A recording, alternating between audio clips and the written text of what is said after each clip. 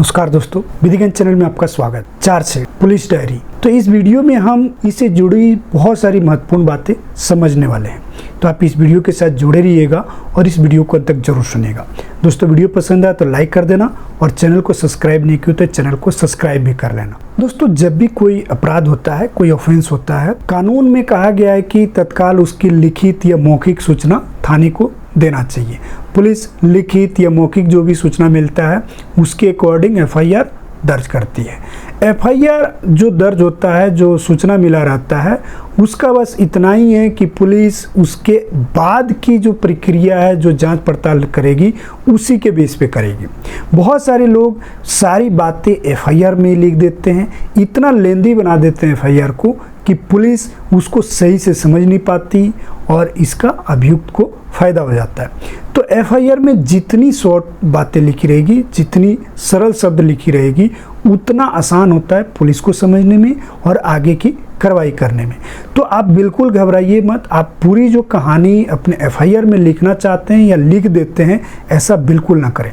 Short term में बताएं कि आपके साथ घटना हुआ क्या। एफआईआर होने के बाद पुलिस अपनी जांच पड़ताल स्टार्ट करती है, जिसे हम इन्वेस्टिगेशन कहते हैं। जब पुलिस इन्वेस्टिगेशन स्टार्ट करती है, जांच पड़ताल स्टार्ट करती है, तो उसको एक डायरी मेंटेन करना होता है। डायरी जिसमें कि थाने से कब घटनास्थल गया, किस किस से पूछा, क्या क्या चीज़ें उसमें कलेक्ट किया, तो ये सारी चीज़ें उसको अपने डायरी में मेंटेन करना होता है। दोस्तों, बहुत ही इम्पोर्टेंट जो चीज़ होता है क्रिमिनल केस में, वो पुलिस डायरी होता है। बहुत सारे केसों में जो पुलिस डायरी बनाती है, उसमें घटनास्थल का पूरी विस्तृत जानकारी नहीं होती है। जैसे कि किसी का मर्डर हुआ है, तो मर्डर होने के बाद घटनास्थल का निरीक्षण करना होता है।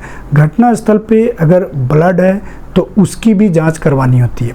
मेरे पास बहुत सारे ऐसे पुलिस डायरिया है जिसमें पुलिस घटनास्थल पे तो गई है, मर्डर हुआ है, वहाँ ब्लड गिरा है, उसके बारे में कुछ नहीं है। आरोपी व्यक्ति आसानी से बच जाता है।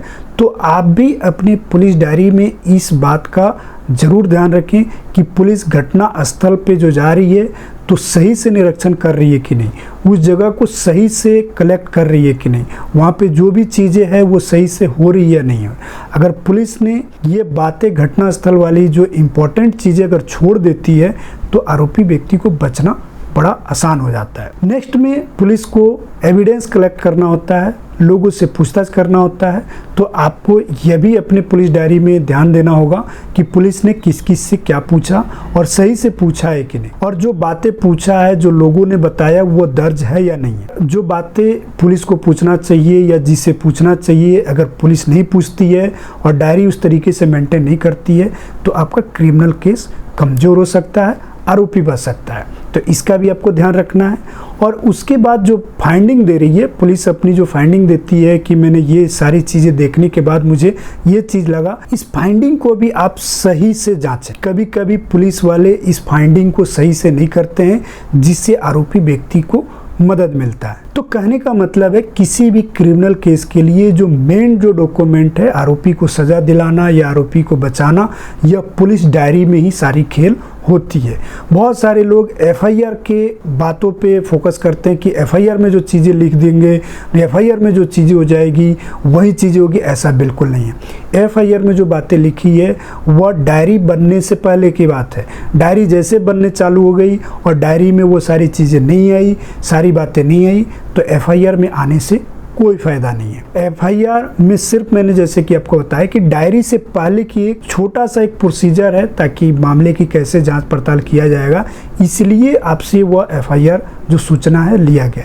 जब पुलिस डायरी बनाएगी, बहुत इंपॉर्टेंट हो जाता है कि आपके साथ जो घटना हुई है वह विस्तृत जानकारी उस डायरी में होना चाहिए। अगर नहीं है विस्तृत जानकारी, तो आप अपने आईओ से, जो भी इन्वेस्टिगेशन ऑफिसर है, उससे बात करके जरूर डलवाएं। अगर आईओ या इन्वेस्टिगेशन ऑफिसर जो है अगर चार्जशीट सही से नहीं बनाता है तो घबराने की कोई ज़रूरत नहीं। उस डायरी को कोर्ट में पेश कराएगा तो आप अपने वकील से बताएं या वकील के माध्यम से उसको पढ़ें, और पढ़कर जो भी उसमें कमी है अपने वकील को बताएं, या जो चीज़ें छूट गई है उसको बताएं कि सर, पुलिस ने इन्वेस्टिगेशन में जो डायरी बनाई है, जो बातें लिखी है, वो गलत है, इसमें कुछ चीज़ें छूट गई है, और उसको कोशिश करें कि फिर से अपने वकील के माध्यम से कोर्ट में वह सारी सबूत फिर से पेश करे ताकि वह चार्जशीट के साथ जुड़ जाए और आगे जब उसकी ट्रायल हो तो आपको फायदा हो। डायरी के बाद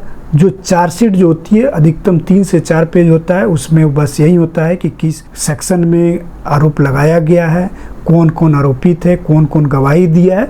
इससे ज़्यादा कोई उस चार्जशीट की जो पेज होती है 3 से 4 पेज होती है, कोई इम्पोर्टेंस नहीं है। पुलिस डायरी बहुत इंपॉर्टेंट है, पुलिस डायरी पे आप फोकस करें। पुराना जो कानून था दंड प्रक्रिया संहिता 1973, उसमें धारा 173 के तहत कोई चार्जशीट पेश किया जाता था कोर्ट में डायरी को लगाकर, और जो भी उससे जुड़ा हुआ जो एविडेंस होता था। नया कानून भारतीय नागरिक सुरक्षा संहिता 2023 के धारा 193 के अकॉर्डिंग पुलिस को, आईओ को, इन्वेस्टिगेशन ऑफिसर को कोर्ट में पुलिस डायरी, चार्जशीट समर्पित करना है। कोई बातें आपको समझ में नहीं आई, कोई बातें आपको पूछना है तो कमेंट बॉक्स में आप कमेंट कर सकते हैं या आप मेरे व्हाट्सएप पे जुड़ के बात कर सकते हैं।